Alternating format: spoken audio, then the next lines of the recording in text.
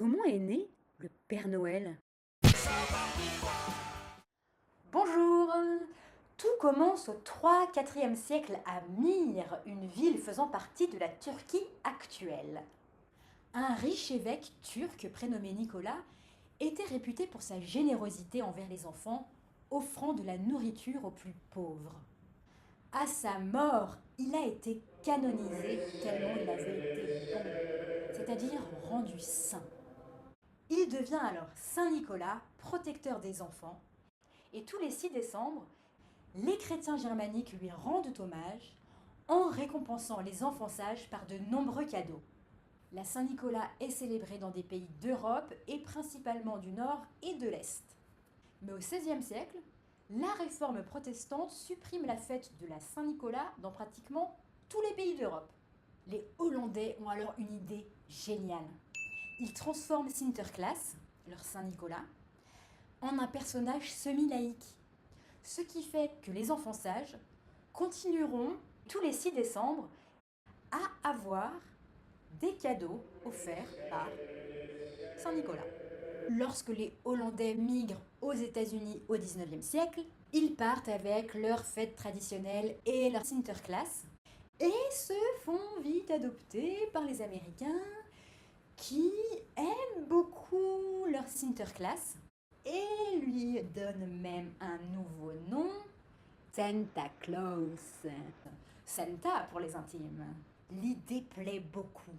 Et Clément Clark Moore, un pasteur américain, écrit un conte en rime pour enfants dans lequel il invente l'histoire de Santa Claus. Le poème est appelé tantôt La nuit avant Noël, tantôt Une visite de Saint-Nicolas.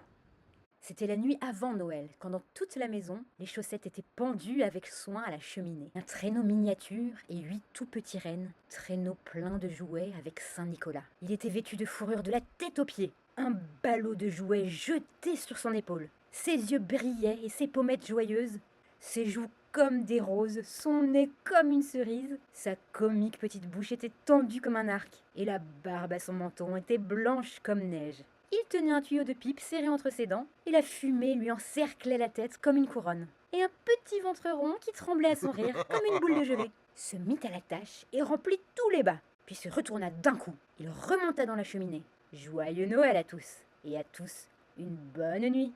Vers la moitié du XIXe siècle, le dessinateur Thomas Nast a mis une image sur ce personnage en fonction de ce qu'il a pu lire du conte de Clément Clark Moore dans le journal américain Harper's Illustrated Weekly.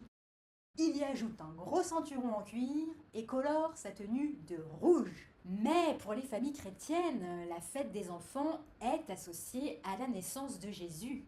Santa Claus a pris tellement d'ampleur aux États-Unis qu'il ne descendra plus à la Saint-Nicolas le 6 décembre, mais bien pour la fête de tous les enfants à Noël, dans la nuit du 24 au 25 décembre.